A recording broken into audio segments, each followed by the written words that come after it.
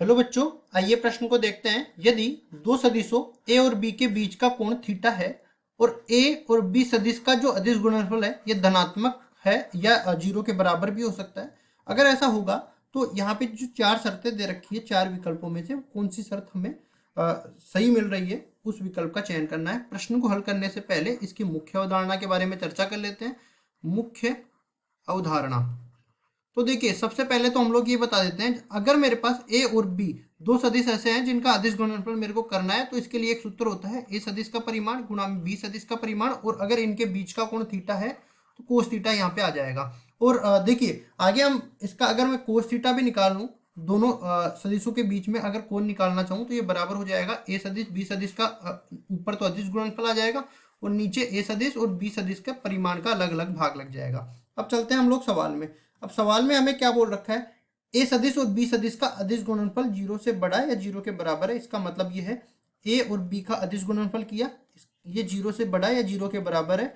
अब ये सूत्र यहाँ पे रखते हैं हम लोग, ए सदिश का परिमाण बी सदिश का परिमाण और बीच के कोण का, क्योंकि बीच का कोण जो है थीटा है तो ये कोस थीटा आ जाएगा। ये बड़ा या बराबर है जीरो के। अब हम लोग जानते हैं कि परिमाण तो हमेशा ही धनात्मक होता है, इसलिए असमीका में अगर मैं धनात्मक संख्याओं के भाग दूंगा तो असमीका का चिन्ह परिवर्तित नहीं होने वाला। तो दोनों जो पक्ष है उसमें मैं ए सदिश और बी सदिश के परिमाण का भाग दूंगा। तो यहाँ पे भी देखो भाग लगने के बाद ये इधर तो बच जाएगा कोस थीटा, और जीरो में धनात्मक संख्या का भाग लगेगा तो जीरो ही बचने वाला है, तो इधर बच गया है जीरो।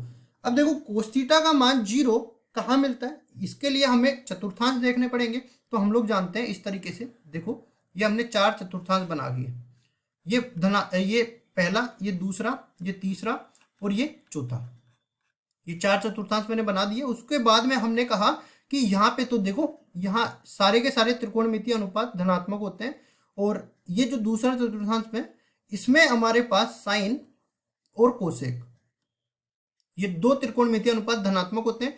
तीसरे चतुर्थांश में चलते हैं तो टेन थीटा और कोट थीटा ये धनात्मक होते हैं, और चौथे में चलते हैं तो कोस थीटा और सेक थीटा ये धनात्मक होते हैं। इसका मतलब यहाँ से आप देख सकते हो कि ये पहला चतुर्थांश 0 डिग्री से लेके 90 डिग्री तक जा रहा है, और दूसरा चतुर्थांश 90 डिग्री से लेके और अपने पास चल रहा है 180 डिग्री तक। तीसरे चतुर्थांश में चलते हैं तो ये 180 डिग्री से लेके चलता है 270 डिग्री तक, और चतुर्थ चतुर्थांश में चलते हैं तो 270 डिग्री से लेके चलता है ये 360 डिग्री तक। या इसको हम लोग इस तरह से भी मान के चलते हैं कि थीटा का मान यहाँ पे रहेगा -90 डिग्री से लेके 0 डिग्री के बीच में, क्योंकि हम लोग धनात्मक चलते हैं, इधर घड़ी की दिशा में चलते हैं तो ये ऋणात्मक कोण अपने पास आते जाते हैं।